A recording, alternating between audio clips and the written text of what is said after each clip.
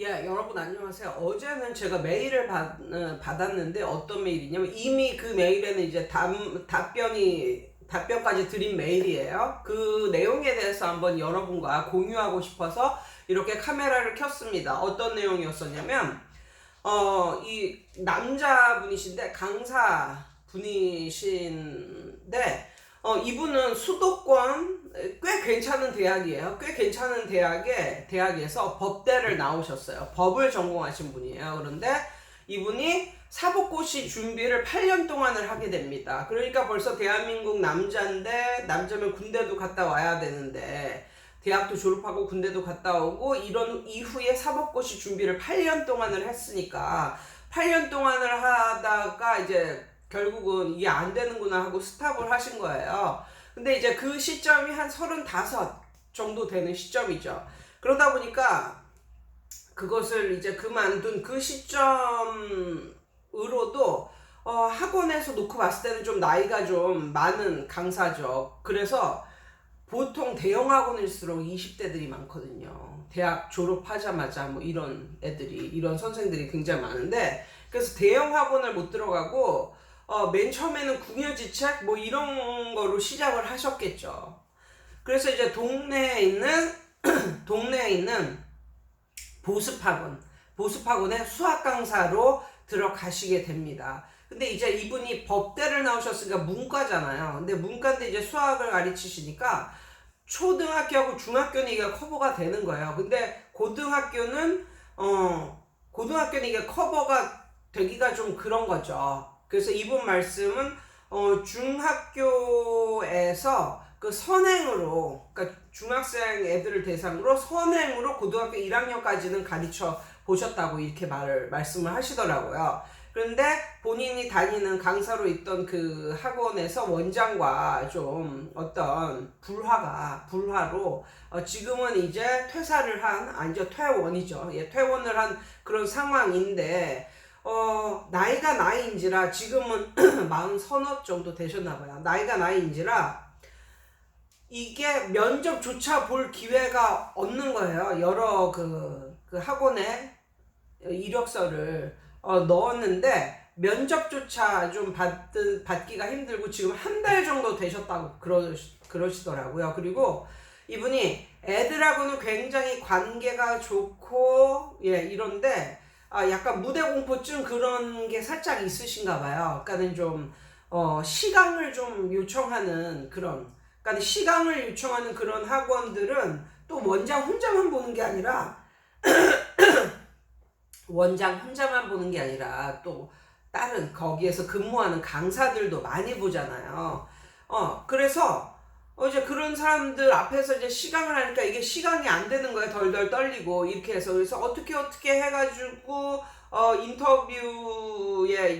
인터뷰하러 오라고 이제 그렇게 해서 가면 이거 시강을 잘 못해서 이걸 잘리고 이제 이렇게 되는 거예요. 그래서 한 달 이상이 이제 지나가는 시점에서 본인을 돌이켜 보면서 본인이 그러시는 거예요. 내가 그렇게 애들을 뭐 가르치는 거에 뭐 달란트가 있는 건 아니고 엄청 뭐 잘 가르친다고도 볼 수 없다. 나는 그냥 동네 보습학원에 나가면서 뭐 애들을 뭐 요거 가르쳐라 그러면 뭐 그것만 가르치고 이런 생활을 했지, 내가 어떻게 하면 애들을 잘 가르칠 것인가 이런 식으로 깊이 고뇌를 해본 적도 없고 그냥 8년을 그냥 그렇게 흘려보냈다. 근데 그래서 내 자신이 지금 어떤 위치에 있는지도 모르겠다. 그런데 이제 재취업은 점점 힘들어지고, 그래서 동네에 이렇게 보니까 교습소 자리가 하나 나왔긴 한데, 지금 이 시점에서 다시 좀 더 실력을 갖추기 위해서 다른 학원을 들어가서 한 2, 3년 더 강사 생활을 하다가 나와서 본인의 교습소를 차려야 되는지, 아니면 지금 차려도 될지, 본인의 실력이 출중하다고 볼 수도 없고 그냥 본인을 판단하건데 아이들과의 관계는 여태까지는 다 좋았다 이렇게 말씀을 하시더라고요. 그래서 제가 그거에 대해서 뭐라고 그 답변을 보냈냐면요, 이렇게 답변을 보냈습니다. 선생님이 8년 동안 여태까지 그런 보습학원에서 일을 하셨는데 8년 동안 일을 했는데도 뭔가를 이렇게 배우지 못했다면 앞으로 2, 3년 동안 다른 학원에 있었어도 선생님이 획기적으로 변하거나 이런 것은 없다. 그런데 이제 다른 학원으로 가도 이 분이 이제 나이가 있는 거잖아요. 나이가. 그러니까 만약에 생각을 해봤을 때 이 분을 채용하려는 이런 학원은 어떤 학원일까요? 과연 이 선생님이 엄청 잘 가르치고 그래서 숨은 보석을 찾아냈다 그런 마음으로 이 선생님을 채용을 할까요? 저는 그거는 아니라고 봅니다. 이 선생님을 채용하는 학원 자체가 벌써 어떻게 하면 강사비를 좀 아껴볼까, 그러니까는 약간 나이라는 핸디캡이 살짝 있는 거잖아요. 그러니까 그것으로 좀 더 싼 강사를 채용하고자 하는 그런 선생들이 그런 원장들이지 않을까, 그냥 조심스럽게 이렇게 생각을 해봐요. 그러니까는 그런 학원에 들어가서 뭘 배우겠습니까? 예, 2, 3년 뭐 다른 학원에 가서도 예. 그래서 저는 또 이런 생각을 해봤어요. 어떤 생각을 해봤냐면, 여러분도 아실 거예요. 같은 나이인데 40대 원장이 학원을 하는 40대 원장은 똑같은 실력인데도 엄마들이 좋아해. 원장 직강이라고 하면, 원장이 가르친다고 하면 엄청나게 좋아해. 똑같은 실력인데도. 그런 걸 보면 뭐랄까, 자리가 사람을 만드는 것도 있는 것 같아요. 자리가 사람을 만드는 것도. 예. 그리고 애들도 원장인데 40대야. 40대인데 뭐 애들을 가르쳐. 그럼 좋아해요. 그냥 원장님이 가르쳐 준다고. 뭐 이런 식으로. 그런데 40대인데 큰 학원도 아니고 보습학원에서 뭐 선생도 몇 명 없는 보습학원에 선생이야. 그러면 벌써 약간 낮춰보는 게 있다니까요. 큰 학원도 아니고 보습학원에 있는 그냥 그런 강사야. 예. 그럼 엄마도 그 사람을 낮춰보고 그 선생을 낮춰보고 애들도 그렇다니까요. 예, 확실히 자리가 사람을 만드는 게 있는 것 같아요. 그래서 제 생각에는 저는 30대 초반이 이제 지나면서 이제 나온 케이스거든요. 근데 그게 맞는 것 같아요. 20대 때는 진짜 뭐 학원에서 원장님이나 뭐 아니면 동료 뭐 강사로부터 아니면 자기가 하면서 이렇게 배우는 자세로 이렇게 할 수 있지만, 벌써 30대가 넘어가면 어느 정도는 이제 그 바닥에서 있었고, 그렇기 때문에 나올 때가 된 것 같은 그런 느낌이 들어서 저는 30대 중반에 나왔고요. 뭐든지 자리가 자기 본인이 있어야 할 자리는 있는 것 같아요. 예를 들면 애가 엄마 뱃속에 있는 거를 한번 생각을 해봅시다. 얼마나 편하겠어요. 그냥 탯줄을 통해서 그냥 먹는 거 다 들어오고 너무 편하잖아. 근데 거기가 좋다고 거기에서 영원히 있으면 둘 다 죽어요. 엄마도 죽고 애도 죽고. 나올 때가 되면 나오는 거예요. 그러면 나올 때는 아이는 죽는 것 같은 그런 두려움에 휩싸인다고 합니다. 죽음을 경험하는 것 같은 그런 두려움. 그런데 나와보면 뱃속 세상보다 더 좋아. 뭐 이런 거. 예, 뭐 극단적인 그런 것일 수도 있겠지만, 또 이런 말씀도 드리고 싶어요.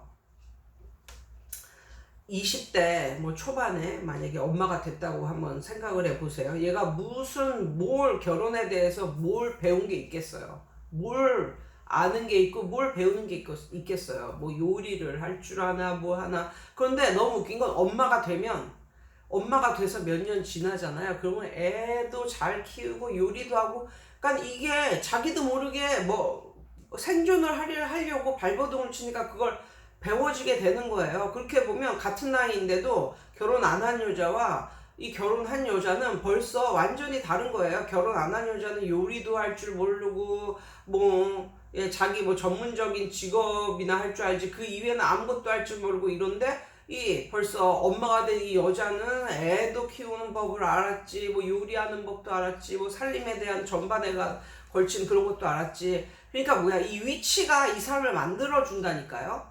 이 사람의 위치가. 그래서 저는 그 선생님한테 나와서 차릴 것을 권유를 했습니다. 그리고 그 선생님이 학원에 대한 그런 걸 좀 너무 좀 모르고, 근데 뭐야 모르겠어요. 8년 동안 다녔는데. 그런데도 좀 자신감이 없다. 그러면 프랜차이즈를 하나 끼고, 그 프랜차이즈 회사 같은 경우에는 교육시키는 게 있거든요. 그리고 또 이 자기 프랜차이즈에 가맹한 이 사람이 애들이 많아져야 자기 책도 많이 팔아먹고 이제 이러니까 모든 프랜차이즈 학원의 지사장님들은 자기 밑에 있는 그런 가맹 학원에 대해서 최대한 서포트를 해줘요. 그리고 애들을 가르치는 법, 뭐 광고하는 법 이런 거에 대해서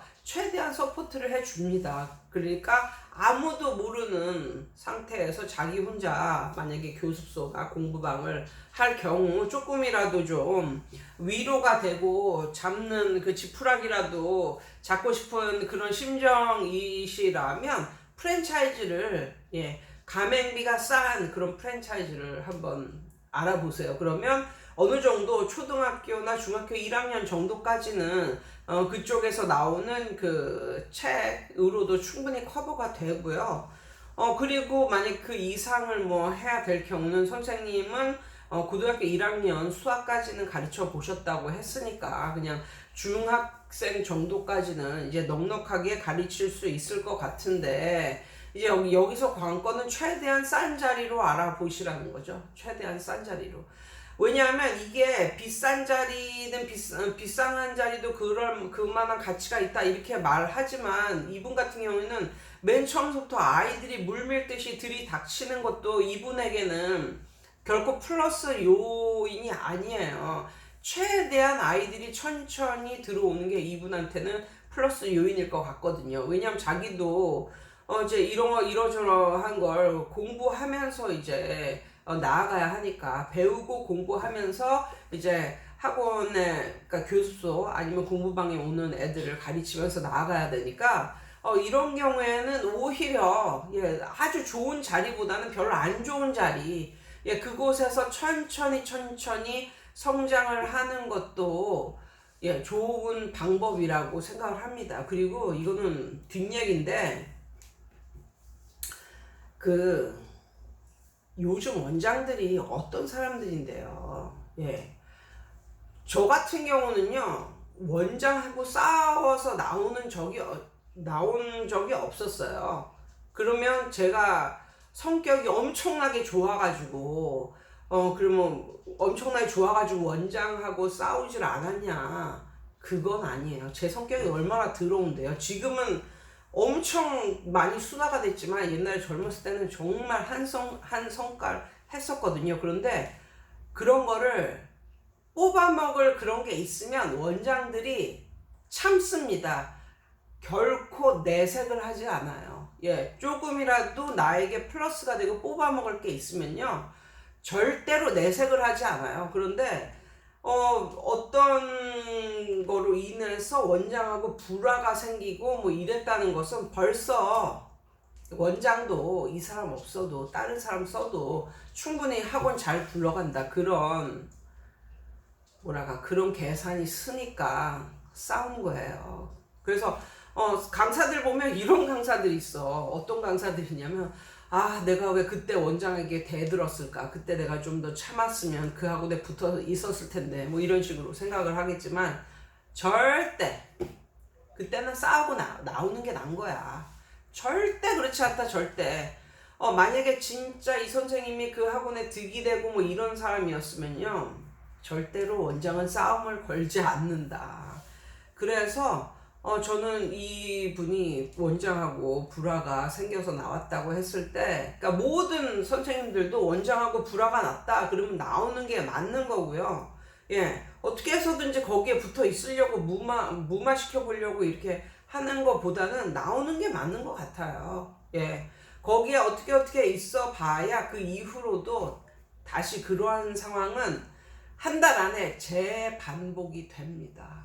예, 이거는 이제 살짝 빠진 빈 얘기였고, 그리고 제가 예전에도 말씀드렸잖아요. 치킨집 하나를 하려도 1억은 들어가고 편의점 하나를 하려고 해도 1억은 들어가는데 뭐 교습소, 공부방 이런 거 시작을 할 때 1,000만 원 정도 들어가는 것 같아요. 1,000만 원.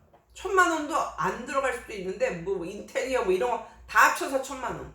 예를 들면 만약에 당신이 사는 집에서 공부방을 하면 그거보다 훨씬 안 들겠죠. 그때는 진짜 뭐 100만 원, 200만 원을 가지고도 이제 시작을 할 수 있는 건데, 뭔가 교습소를 차려서 이제 한다. 그럴 때는 뭐 별로 자리 안 좋은 자리 500에 30만 원 뭐 그런 거 많더구만. 학관노에 들어가면 그런 그런 거 뭐 500에 30만 원, 500에 20만 원 뭐 이런 것도 많던데, 아무튼 그런 거 잘 이렇게 해가지고 한다면 만약에 선생님이 망할지라도 돈 1,000만 원 그냥 날리는 거예요. 돈 1,000만 원이 큰 돈이긴 하지만 사람의 인생을 좌지우지 흔드는, 예, 그런 류의 것은 결코 아니라고 봅니다. 근데 여기서 선생님이 만약에 다시 학원으로 만약에 들어간다면 거의 뭐 입에 풀칠하는 그 정도의 상황이 되겠죠. 이 상황은 망하는 상황은 아니죠. 망하는 상황은 아니고 생계가 그럭저럭 뭐 꾸려지는 그런 상황일 테지만, 이 상황으로 몇 년 더 가고 그 이후에 나오는 거랑 지금 한 살이라도 젊었을 때 나와서 차리시는 거랑, 만약에 다른 그 학원에 들어가서 그냥 입에 풀칠하는 정도 뭐 그냥 그럭저럭 그냥, 예, 생계를 이어가는 정도의 돈을 받으면서 막말로 한 50까지 갔다고 쳐. 그럼 50에 나왔어. 그럼 50살에 나와서 뭐 하실 건데요? 예. 그러니까 어떤 일을 시작하려면 한 살이라도 젊었을 때 시작하는 게 차라리 낫다라는 생각이 들고, 뭐든지 리스크 없이 시작하는 것은 없지만 그래도 선생님이 뭐 별로 경력도 없고 이런데 엄청나게 뭐 몇 억씩 들여서 엄청나게 큰 학원을 뭐 차리는 것도 아니고, 예, 아주 리스크를 줄여가지고 동네 공부방 하나 차리는 건데, 작은 교습소 하나 차리는 건데, 그리고 일단 교습소나 이걸 차리면요, 제가 단언하건대 이 교습소가, 이 공부방이 이 자리에 있는 걸 몰라서 망하는 경우는 없어요. 대부분 망하는 경우는 일단 처음 생기면 사람들이 들어와 본다니까요. 근데 들어와 보는데 너무너무 못 가르치고 원장이 이상하고 그러면 그게 입소문이 돌아가지고 그래서 망하는 거지. 사람 아무리 외진 곳에 공부방이나 이런 게 있어도 그 공부방이 아니면 그 교습소가 그곳에 있는 걸 몰라서 사람이 오는 것 자체가 막혀서 망하는 경우는 없다. 예, 그게 저의 결론입니다.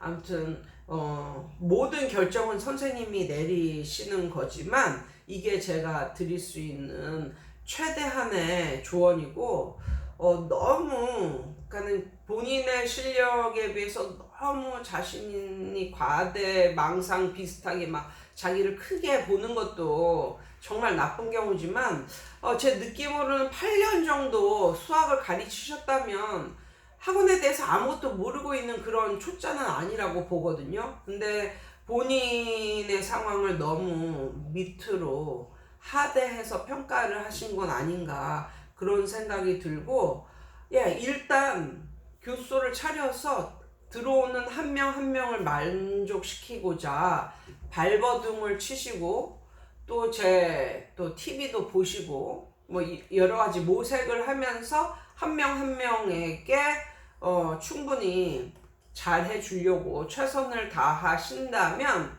예, 머지않아 너무 잘 되고 있어요. 뭐 이런 소리가 들릴 것 같은데요. 그리고 여러분께 굿뉴스는 아니고 또 이런 저를 보고 뭐 저런 말을 해 이렇게 말씀하시지 마시고요. 이게 지금 코로나 때문에 엄청나게 다 고생들을 하고 계시잖아요. 근데 지금으로부터 40년 전에 미국 사람이 쓴 책이 있어요. 지금으로부터 40년 전에. 그 책의 제목이 뭐냐면, 그게 뭐였지? 그 책의 제목이 The Eyes of Darkness인가? 어둠 속의 눈? 뭐 이런 말? The Eyes of Darkness인데, 그 책의 제목이 이제 그렇고, 책의 내용이 뭐냐면, 지금 코로나 2020년에 2월 말에 코로나가 터졌던 그 상황을 아주 너무너무 똑같이 마치 예언서처럼 그렇게 써진 책이에요. 그래서 그 책이 진짜 올해에 아주 붐을 40년 만에 그 책이 제일 많이 팔렸다는 거예요. 근데 너무 희한하죠. 중국 우한 실험실에서 이게 터진 것부터 시작해서 다 똑같은 거예요. 다 내용이 지금까지. 그런데 모두들 마지막 결말이 어떻게 되나 이제 그걸 가장 궁금하게 이제 생각하는 거예요. 거기서도 전 세계 다 퍼졌어. 그래서 전 세계가 막 팬데믹이 오고 막 난리가 났어. 그런데 결론이 뭔지 아십니까? 결론이 뭐냐면 그 터졌던 그 해 그 마지막 날에, 그러니까 1년 동안 그렇게 난리를 치고 그 1년의 마지막 날에 이게 흔적도 없이 전 세계에서 이게 사라졌다는 거예요. 정말. 그러니까 거기서 표현을 어떻게 하냐면 흔적도 없이 왔다가 온 것처럼 그렇게 흔적도 없이 어느 날 하루아침에 전 세계에서 그게 없어진 거예요. 그 코로나가. 그런데 중요한 것은 그게 결론이 아니라 결론이 한 줄 더 있는데 그 결론이 뭐냐면 그리고 나서 그 후 정확히 10년 후에 그 질병이 다시 지구를 덮친다. 이러고 끝났습니다. 아무튼 코로나는 올해 2020년 5월 말까지 가고 이제 끝날 것 같아요. 아니 이렇게 말하면 너는 뭐 그 40년 전 그 책을 어떻게 믿냐 뭐 이렇게 말하는데 뭐 믿는 건 아닌데, 아니 책의 상황이 지금하고 예언서처럼 똑같으면 이거 결론도 똑같아야 되는 거 아닌가? 싶은 생각이 살짝 드는 거예요 그냥. 아무튼 그 남자 선생님도 그렇고 여러분도 모두에게 행운이 있기를 바라고요. 오늘 하루도 기쁘고 즐거운 하루 되세요. 저는 또 나가봐야겠네요. 이상이에요.